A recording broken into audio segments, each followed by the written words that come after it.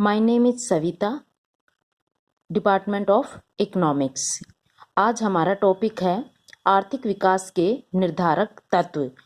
आर्थिक विकास से हमारा अभिप्राय है कि प्रति व्यक्ति आय में होने वाली दीर्घकालीन वृद्धि के साथ साथ लोगों के कल्याण में होने वाली वृद्धि।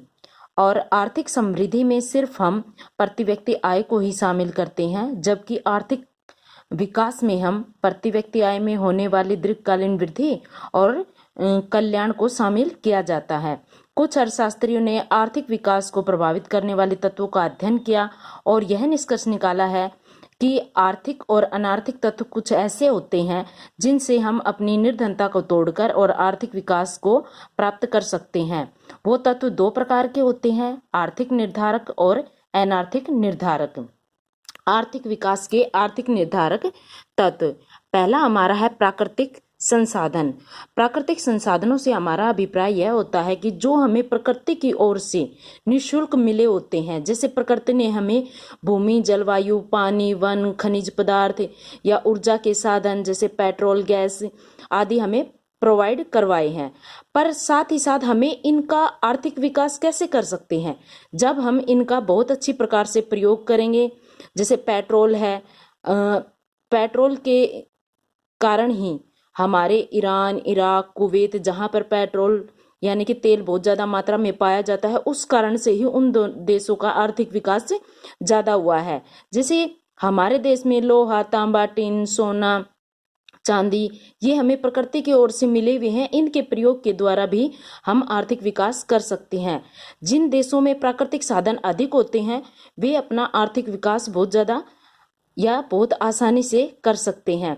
तो प्राकृतिक साधनों का बहुत अच्छी प्रकार से प्रयोग करना चाहिए। टेक्नोलॉजी का इस्तेमाल करके प्राकृतिक साधनों का उचित उपयोग करके हम आर्थिक विकास की गति को ज़्यादा कर सकते हैं, यानी कि हम अपना आर्थिक विकास कर सकते हैं प्राकृतिक साधनों के द्वारा।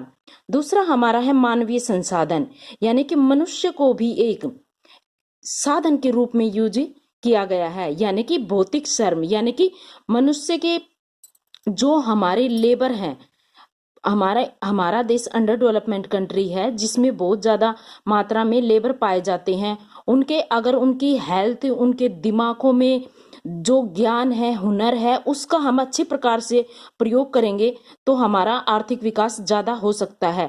इसी कारण से हम अपने देश की श्रम शक्ति को मानवीय साधन के रूप में यूज करते हैं, क्योंकि जो हमारे देश के जो श्रमिक हैं उनकी हेल्थ अच्छी होगी तो वो किसी भी कार्य को ज़्यादा कैपेसिटी के साथ, गहनता के साथ बहुत ज़्यादा अच्छी मात्रा में कर पाएंगे, क्योंकि कुशल और परिश्रमी उद्यमी ही ज़्यादा आर्थिक विकास की दर को बढ़ा सकता है। तो इसी कारण से हम भौतिक श्रम के अंदर मानवीय साधन यानी कि मानव को एक साधन के रूप में यूज करते हैं। जापान में भी टेक्नोलॉजी के दम पर ही, यानी कि अपने साधनों का पूरा प्रयोग करके ही उसने अपने देश को आगे से तेजी से आगे बढ़ाया है, यानी कि आर्थिक विकास को ज़्यादा किया है। उसके बाद आता है हमारा मानवीय पूंजी या कौशल निर्माण, यानी कि मानवीय पूंजी से मतलब है कि जनसंख्या के दिमागों तथा हाथों में निहित ज्ञान या हुनर, यानी कि लोगों को, अगर हम लोगों को शिक्षा देकर, उनकी हेल्थ को अच्छा बनाकर, उनको ट्रेनिंग देकर आर्थिक विकास को हम ज़्यादा बढ़ा सकते हैं। क्योंकि और उनका जो करने का जो भी उनको ट्रेनिंग दी जाएगी वो उस कार्य को बहुत ज़्यादा अच्छे से कर पाएंगे, क्योंकि श्रमिकों का अगर स्वास्थ्य अच्छा होगा और तथा आयु ज़्यादा होगी तो वो उतनी ही ज़्यादा अच्छी तरह से कैपिटल फॉर्मेशन कर पाएंगे और उनकी शिक्षा के कारण वो अच्छी प्रकार से किसी भी कार्य को अच्छे प्रकार से करेंगे, उनकी कार्यकुशलता बढ़ेगी और उत्पादकता में वृद्धि होगी, जिससे मानवीय पूंजी का हम अच्छी प्रकार से प्रयोग कर पाएंगे और करने के कारण आर्थिक विकास ज़्यादा होगा। नव प्रवर्तन यानी कि इनोवेशन का मतलब होता है कि किसी नई चीज का आविष्कार होना। कोई नई चीज जब मार्केट में आती है तो बहुत ज़्यादा लोग उसको खरीदने की कोशिश करते हैं। अगर वो अच्छी जो भी प्रोडक्शन आया है उसकी उत्पादकता ज़्यादा होगी, उसकी कॉस्ट कम होगी तो लोग उसी को खरीदते हैं, या किसी नई वस्तु का उत्पादन होना, जिससे आर्थिक विकास ज़्यादा होता है। कुशल उद्यमी तथा संगठन। आर्थिक विकास के लिए किसी भी उद्यमी का होना बहुत ही ज्यादा है और किसी संगठन का, यानी कि अगर कुशल उद्यमी होगा तो वो मार्केट में नए नए इनोवेशन करेगा, नए आविष्कार करेगा, जिससे देश का आर्थिक विकास ज्यादा होगा। भौतिक पूंजीगत साधन, यानी कि इससे हमारा भौतिक पूंजीगत साधन से हमारा अभिप्राय है मशीनें, यंत्र, कारखाने, कच्चा माल, जिससे हमारा देश का आर्थिक विकास ज्यादा होगा, क्योंकि मशीनें आएंगी जिससे हम ऊंचे पैमाने पर उत्पादन को बढ़ा सकेंगे। ऊंचे पैमाने से हमारा अभिप्राय है कि साधन कम लगाएंगे और उत्पादन को ज्यादा ले सकेंगे, यानी कि पूंजी निर्माण हमारा ज्यादा से ज्यादा होगा मशीनों वगैरह के द्वारा। उसके बाद है पूंजी की गहनता, यानी कि पूंजी का अच्छी प्रकार से प्रयोग करना चाहिए। पूंजी का विस्तारण, यानी कि देश में अधिक श्रमिकों को रोजगार मिलेगा और मशीनों और यंत्रों का अधिक प्रयोग किया जाएगा। जो भी हमारे बड़े उद्योग हैं, इस्पात, रसायनिक, इलेक्ट्रॉनिक्स वगैरह के, उनके प्रयोग से हमारा आर्थिक विकास ज्यादा होगा, यानी कि हमारी पूंजी बढ़ेगी। देश में वास्तविक बचत, यानी कि देश के अंदर बचत की दर भी बढ़ेगी।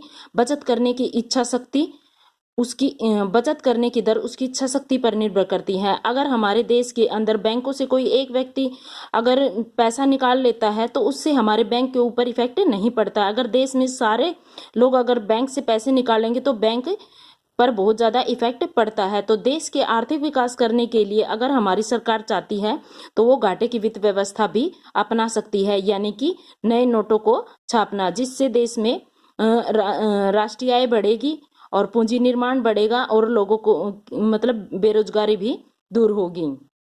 उसके बाद है हमारा बचत या साधनों का एकत्रीकरण।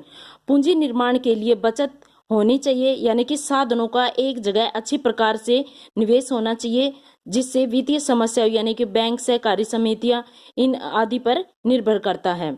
तो विकास की दर कुशल वित्तीय संस्थाओं पर भी काफी सीमा तक निर्भर करती है। उसके बाद आता है हमारा निवेश। पूंजी निर्माण के लिए निवेश तथा बचत दोनों ही बहुत ही ज्यादा जरूरी है। बचत का देश की कृषि, उद्योगों या इंफ्रास्ट्रक्चर पर बहुत ही ज्यादा प्रभाव पड़ता है। अगर किसी भी देश का अगर हम विकास करना चाहते हैं तो उसमें इन्वेस्टमेंट की रेट बहुत ज्यादा होनी चाहिए, क्योंकि इन्वेस्टमेंट करेंगे तो ही हमारी उत्पादकता बढ़ेगी तो हमारी आय बढ़ेगी तो ह्यूमन कैपिटल फॉर्मेशन या मानवीय पूंजी या भौतिक पूंजी सभी को आगे बढ़ाया जा सकता है, क्योंकि मशीनें, इमारत, यातायात, संचार के साधन, बिजली, ये सारी चीजें हमारी इन्वेस्टमेंट के ऊपर ही निर्भर करती हैं। अब इस डायग्राम में बताया गया है कि रेट ऑफ कैपिटल ग्रोथ जो OX पर लिया गया है, रेट ऑफ आउटपुट ग्रोथ जो OY पर लिया गया है।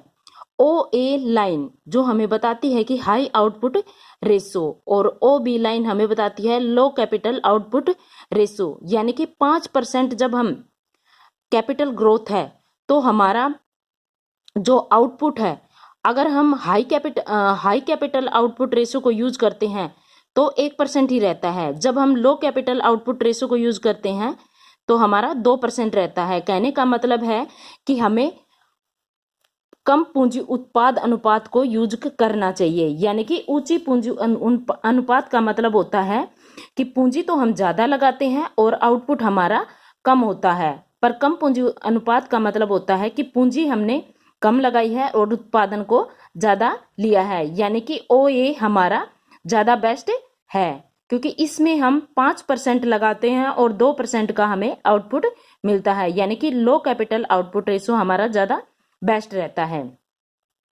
उसके बाद है पूंजी उत्पाद अनुपात, यानी कि अभी हमने बताया पूंजी उत्पाद अनुपात का अर्थ है कि हम कम पूंजी लगा के उत्पादन को ज्यादा ले सकते हैं।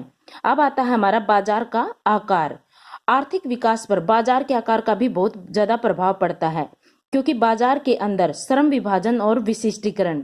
श्रम विभाजन से हमारा अभिप्राय है कि अलग अलग लोगों को किसी भी काम को बांट के देना और वो काम उन्हीं लोगों से करवाया जाना जो उस काम में एक्सपर्ट होते हैं, यानी कि विशिष्टीकरण, जो उस काम में एक्सपर्ट होते हैं वही लोग ज़्यादा अच्छी प्रकार से कार्यकुशलता के साथ काम कर सकते हैं, जिससे साधनों की उत्पादकता बढ़ती है और बाजार का आकार भी बढ़ जाता है। अगर हम ऐसे लोगों से काम करवाते हैं जिन्हें काम करना नहीं आता, तो वे उत्पादकता को नहीं बढ़ा सकते और कार्यकुशलता से कार्य नहीं करते हैं। श्रम विभाजन के अकॉर्डिंग हम अगर किसी काम को अलग अलग व्यक्तियों से करवाते हैं और वो काम उन्हीं व्यक्तियों से करवाते हैं जो उस काम में एक्सपर्ट हैं, तो हमें आंतरिक और बाहरी बस्ते भी प्राप्त होती हैं। विकास प्रेरक आर्थिक एजेंसियां।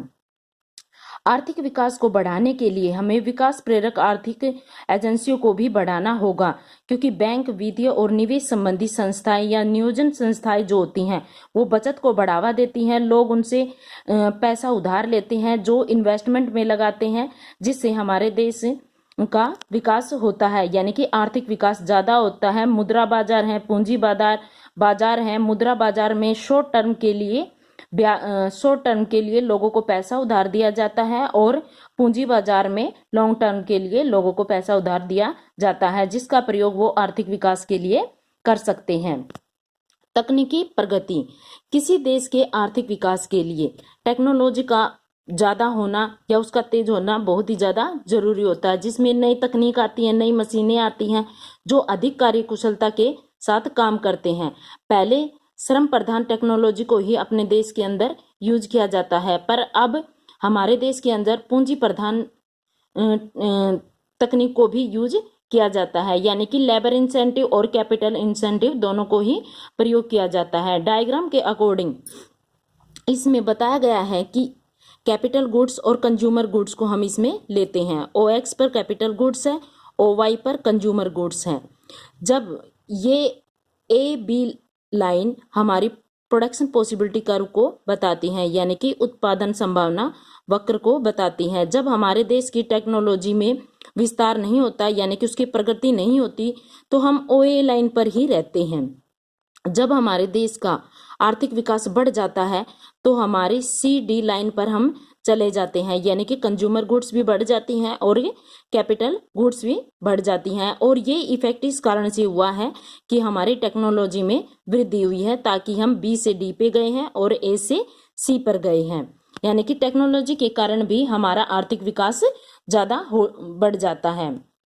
विकासात्मक नियोजन, यानी कि अल्प विकसित देशों में डेवलपमेंट प्लानिंग, यानी कि आगे की योजना बनाना भी बहुत ही ज्यादा जरूरी होता है, क्योंकि पहले हम पंचवर्षीय योजनाएं शुरू करते थे जो देश के विकास के लिए ही होती थी, पर आजकल पंचवर्षीय योजनाएं नहीं, पंचवर्षीय योजनाओं का स्थान नीति आयोग ने ले लिया है, जो आगे की योजना बनाते हैं कि आर्थिक विकास के लिए हमें किस प्रोजेक्ट को शुरू करना है, सार्वजनिक क्षेत्र को बढ़ावा देना है या निजी क्षेत्र को बढ़ावा देना है, जो साधनों का अच्छी प्रकार से प्रयोग करके देश के आर्थिक विकास को आगे बढ़ा सके।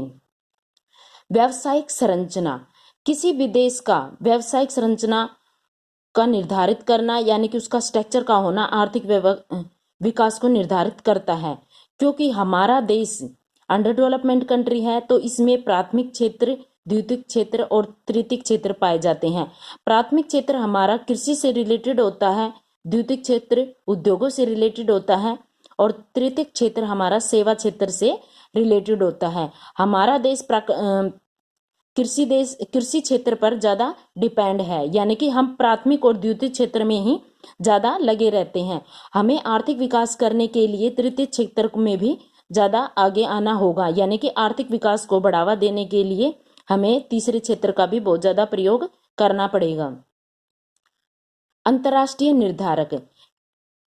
कोई भी देश आजकल अपने आप में ही सीमित नहीं है, यानी कि इसके अंदर house hold sector, business sector और गवर्नमेंट सेक्टर और फोर्थ सेक्टर हमारा होता है विदेशी क्षेत्र, यानी कि इन सभी क्षेत्रों का होना जरूरी होता है। पहले हम अपने देश तक ही सीमित रहते थे, पर आजकल कोई भी देश अपने देश तक ही सीमित नहीं है, उसे विदेशी व्यापार करना पड़ता है। क्योंकि अगर हमें अपना बैलेंस ऑफ पेमेंट को ठीक करना है तो विदेशी क्षेत्रों पर हमें उनके साथ मिलकर चलना पड़ता है। तो हमें दूसरे देशों की विदेशी पूंजी, तकनीकी ज्ञान, अंतर्राष्ट्रीय व्यापार, विदेशी निवेश आदि का बहुत ज्यादा प्रयोग करना पड़ता है, क्योंकि मल्टीनेशनल कंपनियां आ गई हैं जो एक देश के साथ दूसरे देशों में भी अपना व्यापार करती हैं।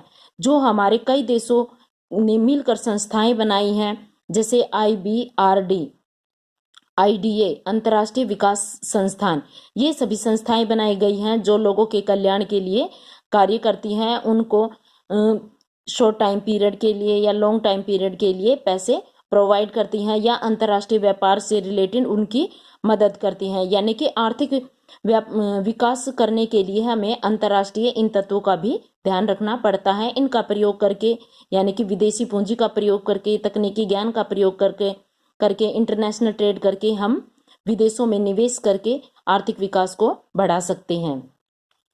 आर्थिक विकास के साथ साथ आर्थिक विकास के अनिर्धारक तत्वों का भी हमारे देश को आगे बढ़ाने में, यानी कि आर्थिक विकास करने में बहुत ही ज्यादा महत्वपूर्ण योगदान है। अनार्थिक तत्वों में जैसे विकास की इच्छा। आर्थिक विकास के लिए हमें विकास की इच्छा का होना बहुत ही ज्यादा जरूरी है। अगर कोई भी देश विकास चाहेगा ही नहीं तो विकास कैसे कर पाएगा। तो देश के तीव्र गति से आर्थिक विकास के लिए देश के सभी क्षेत्रों के लोगों को, अध्यापक है या राजनीतिज्ञ है या लेबर है या कोई भी व्यापारी है या लेक्चरर है, उनको आर्थिक विकास की पहले तो इच्छा होनी चाहिए। इच्छा होगी तभी तो वो विकास करने के लिए तैयार होंगे। दूसरा हमारा है शिक्षा का प्रसार। आर्थिक विकास के लिए किसी भी देश को शिक्षा के बिना वो आगे नहीं बढ़ सकता है, क्योंकि शिक्षा के द्वारा ही वो नई नई टेक्नोलॉजी अपना सकता है, नए नए आविष्कार कर सकता है, इनोवेशन हो सकते हैं। तो इसी कारण से हमें शिक्षा को बहुत ही ज्यादा महत्व देना चाहिए कि आर्थिक विकास में शिक्षा का बहुत ज्यादा योगदान है। राजनीतिक निर्धारक। आर्थिक विकास के लिए राजनीतिक निर्धारक तत्वों का भी बहुत बड़ा योगदान है, क्योंकि कोई भी नेता किसी भी देश को आगे बढ़ाने के लिए बहुत ही ज्यादा महत्वपूर्ण भूमिका निभाता है। अगर किसी देश में एक कुशल, ईमानदार और कल्याणकारी प्रशासन है और उसका वो नेता राजनीति में अच्छे कार्य करता है तो वो देश बहुत ही ज्यादा तरक्की करता है। अगर कोई देश का नेता है वो भ्रष्ट है तो वो विकास नहीं कर सकता। अगर अपने नेता पर किसी व्यक्ति को विश्वास ही नहीं है तो देश में बार बार चुनाव होंगे और चुनावों पे इतना खर्चा होगा बहुत ही ज्यादा, जिससे देश विकास नहीं कर पाएगा। तो एक देश के अंदर कुशल, ईमानदार और कल्याणकारी प्रशासन होना चाहिए जो देश को आगे बढ़ा सके। योग्य प्रशासन वाले देश में सामाजिक उपरिव्यय, सड़कें, रेलें, नहरें, बिजली आदि के उचित विकास पर आर्थिक विकास की गति को और भी तीव्र यानी कि तेज किया जा सकता है और देश में शांति की कंडीशन रहती है। सामाजिक निर्धारक। आर्थिक विकास का सामाजिक परिवर्तनों से भी बहुत ही ज्यादा संबंध होते हैं, क्योंकि समाज में जाति प्रथा, संयुक्त परिवार प्रणाली, उत्तराधिकारी के नियम या दहेज प्रथा बहुत ही ज्यादा ये रूढ़िवादिता फैली हुई है। तो इनके कारण देश का विकास नहीं हो पाता है, क्योंकि अगर हम इन सब से उठकर देश के विकास के लिए आगे बढ़ें, पूंजी का अच्छी प्रकार से प्रयोग करें, उद्यम, वैज्ञानिक कुशलता, टेक्नोलॉजी का विकास करें तो हमारा देश आगे बढ़ सकता है। यानी कि इन सब में परिवर्तन करना बहुत ही ज्यादा जरूरी है। नई तकनीकों को अपनाकर हम आर्थिक विकास को बढ़ा सकते हैं। लोगों के मन में आर्थिक विकास की इच्छा को हम जागृत कर सकते हैं और नए विचारों का होना तो बहुत ही ज्यादा जरूरी है, क्योंकि सामाजिक निर्धारक इन्हीं पर निर्भर करते हैं। धार्मिक निर्धारक। आर्थिक विकास के निर्धारण में धार्मिक विचारों का भी बहुत ही ज्यादा महत्व है। यदि किसी देश में भौतिक विकास को बहुत ज्यादा महत्व देते हैं तो हमें आर्थिक उन्नति को आगे बढ़ाने के लिए वो इसको धर्म के विरुद्ध नहीं समझते, यानी कि धर्म के सहारे भी हम आर्थिक विकास को आगे बढ़ा सकते हैं, इसको आगे ज्यादा आर्थिक विकास के लिए प्रयोग कर सकते हैं। क्योंकि प्रोफेसर लुइस के अनुसार कोई देश या तो धार्मिक अंधविश्वास अपनाकर अपनी आर्थिक हत्या कर सकता है या धार्मिक विश्वासों को इस प्रकार अपना सकता है कि जिससे उसका आर्थिक विकास तेजी से हो सकता है। यानी कि धार्मिक निर्धारक में वो धर्म को छोड़ने के लिए नहीं कह रहे, पर धर्म के साथ साथ आर्थिक विकास को आगे बढ़ाने के लिए कह रहे हैं। विकास के लिए आशा एवं आकांक्षा।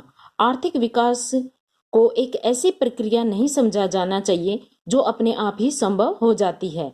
कहने का अभिप्राय है कि कुछ लोग ये समझते हैं कि विकास अपने आप ही हो जाएगा, यानी कि वो भाग्य के भरोसे ही बैठे रहते हैं। फॉर एग्जाम्पल, कुछ लोग ये समझते हैं कि भगवान ने उन्हें गरीब बनाया है, वो तो गरीब, अगर वो गरीब रखना चाहता है तो हम गरीब ही रहेंगे। नहीं, ऐसा नहीं है। हमें खुद प्रयत्न करने चाहिए। हमें अपनी निर्धनता को भाग्य के भरोसे नहीं छोड़ना चाहिए, अपने उसको दूर करने की कोशिश करनी चाहिए। यानी कि हमें भाग्यवादी नहीं होना चाहिए और आर्थिक विकास को करने की कोशिश करनी चाहिए। भ्रष्टाचार से मुक्ति। अल्प विकसित देशों में हर जगह भ्रष्टाचार पाया जाता है, करों की चोरी की जाती है, गलत लोगों को लाइसेंस दिए जाते हैं, जिससे उद्योगों पर भी इसका बुरा प्रभाव पड़ता है। यानी कि भ्रष्टाचार से मुक्त होकर, उसको मिटाकर हम आर्थिक विकास को बहुत ज्यादा बढ़ा सकते हैं। कानून की व्यवस्था और उसकी स्थिति, यानी कि किसी भी देश में शांति का वातावरण, कानून और व्यवस्था, आर्थिक व्यवस्था बनाए रखना आर्थिक विकास को बहुत ज्यादा बढ़ाता है। यानी कि किसी भी देश में कानून व्यवस्था अगर बढ़िया है तो उस देश का आर्थिक विकास ज्यादा होगा और वो देश आगे बढ़ेगा। यानी कि आर्थिक विकास को करने के लिए कानून और व्यवस्था की स्थिति अच्छी होनी चाहिए। इस प्रकार हम कह सकते हैं कि आर्थिक विकास के लिए अगर आर्थिक निर्धारक तत्व हैं तो आर्थिक अनिर्धारक तत्व भी दोनों ही जरूरी हैं। तो आर्थिक विकास को हम आगे बढ़ा सकते हैं। आर्थिक विकास में हमारा प्रति व्यक्ति आय भी आती है और हमारे लोगों का कल्याण भी आती है। यानी कि किसी भी देश के लिए आर्थिक और अनार्थिक तत्व दोनों ही बहुत ज्यादा जरूरी हैं। Thank you.